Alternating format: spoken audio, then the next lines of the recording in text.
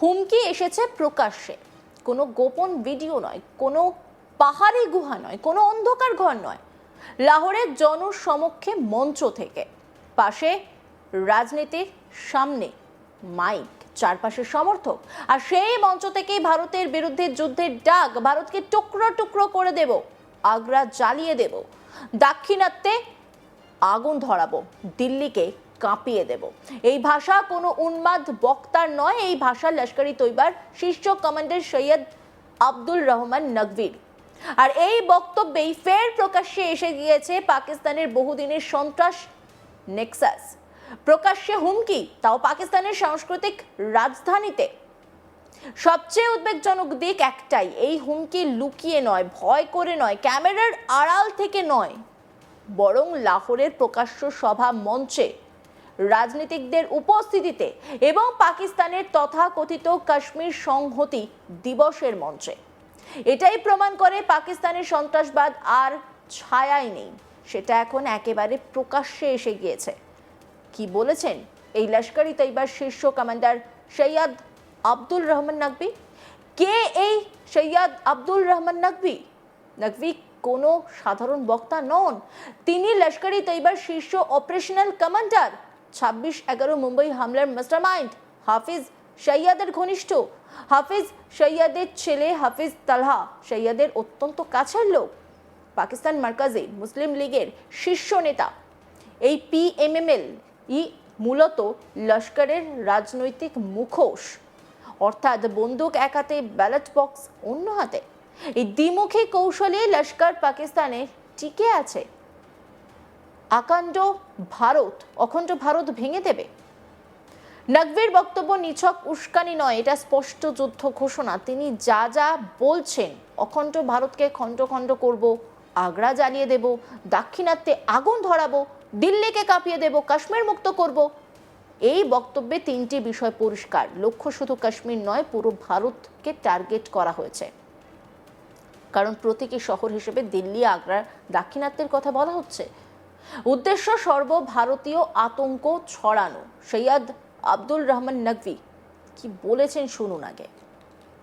ये काम कश्मीर को आजाद कराने का आपका यानी पाकिस्तान मरकजी मुस्लिम लीग का होगा, जिनकी तारीख गवाह है कुर्बानियों की भी, और इंशाअल्लाह अपने बुजुर्गों की वसीयतें भी याद हैं कि जिन्होंने कहा था कि हम इस अखंड भारत को खंड खंड कर देंगे, हम आगरा को आग लगाएंगे, हम दक्कन को दहकाएंगे, हम दिल्ली को दहलाएंगे, और इंशाअल्लाह हम अपने उन बुजुर्गों की वसीयतों पे आज भी कायम हैं। পাকিস্তানের রাজনৈতিক মঞ্চে জঙ্গিরা কেন এত স্বচ্ছন্দ? এই প্রশ্নটাই সবচেয়ে গুরুত্বপূর্ণ, কারণ সভায় উপস্থিত ছিল পাকিস্তানের রাজনৈতিক ব্যক্তিত্ব। কেউ প্রতিবাদ করেনি, কেউ মঞ্চ ছাড়েনি, কেউ বক্তৃতা বন্ধ করেনি, অর্থাৎ রাষ্ট্রযন্ত্রের নীরব সম্মতি। একজন ভারতীয় নিরাপত্তা বিশ্লেষকের ভাষায়, যে দেশে জঙ্গি প্রকাশ্যে হুমকি দেয় আর রাজনীতিকরা হাততালি দেয়, সেখানে সন্ত্রাস রাষ্ট্রনীতির অংশ। পাকিস্তানের তথাকথিত কাশ্মীর সলিডারিটি ডে বহুদিন ধরে বিতর্কিত। এই দিন ভারত বিরোধী প্রচার হয়, জঙ্গি সংগঠনগুলো ভাষণ দেয়, তরুণদের উস্কানি দেওয়া হয়, আন্তর্জাতিক সহানুভূতি আদায়ের চেষ্টা চলে। এই মঞ্চকে এবার ব্যবহার করলো লস্কর। বার্তা স্পষ্ট, কাশ্মীর ইস্যু পাকিস্তানের কাছে মানবাধিকার নয়, এটা সন্ত্রাস ছড়ানোর হাতিয়ার। ভারতের অপারেশন সিন্দুর লস্করের জন্য বড় ধাক্কা। পহলগাম হামলার জবাবে লস্করের মুরিদকে সদর দপ্তর ধ্বংস, মোট 9টি জঙ্গি ঘাঁটি গড়িয়ে দেয় ভারত। সেই ধ্বংসস্তূপে দাঁড়িয়ে লস্করের এক কমান্ডারের ভিডিও আগেই ভাইরাল হয়েছিল। কিন্তু লস্কর শেষ হয়ে যায়নি, তারা ফের সংগঠিত হচ্ছে, গোপন আর্থিক সহায়তা ঘাঁটি করছে। নকভির এই হুঙ্কার আসলে সেই রিগ্রুপিং এর ঘোষণা। এই ঘটনার পরেও পাকিস্তান সরকার কোনো নিন্দা করেনি, কোনো তদন্ত ঘোষণা হয়নি, কোনো গ্রেপ্তার হয়নি। এটাই ভারতের দীর্ঘদিনের অভিযোগকে সত্য প্রমাণ করে। পাকিস্তান শুধু জঙ্গিদের আশ্রয় দেয় না, তাদের রাজনৈতিক মঞ্চও দেয়, আর্থিক সহায়তাও দেয়। পাকিস্তান বারবার বলে, আমরা সন্ত্রাসবাদের বিরুদ্ধে আমরাও ভুক্তভোগী।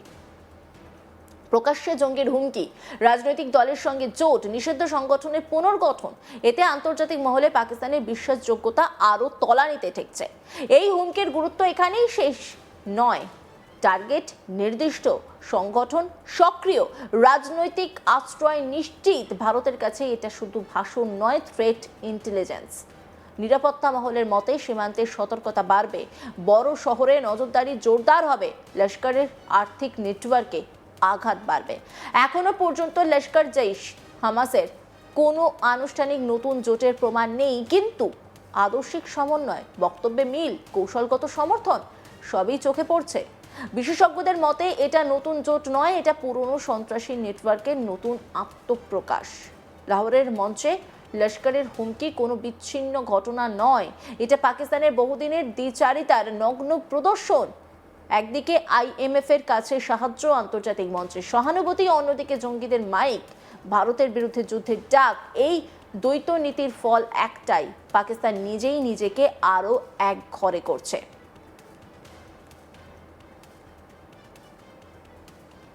ভারতের জন্য বার্তা স্পষ্ট, সতর্ক থাকতে হবে, কূটনৈতিক চাপ বাড়াতে হবে, সন্ত্রাসের উৎসকে আন্তর্জাতিক স্তরে আরও জোরালোভাবে তুলে ধরতে হবে। আর পাকিস্তানের জন্য প্রশ্ন একটাই, কতদিন আর সন্ত্রাসকে রাজনীতি বলে চালানো যাবে?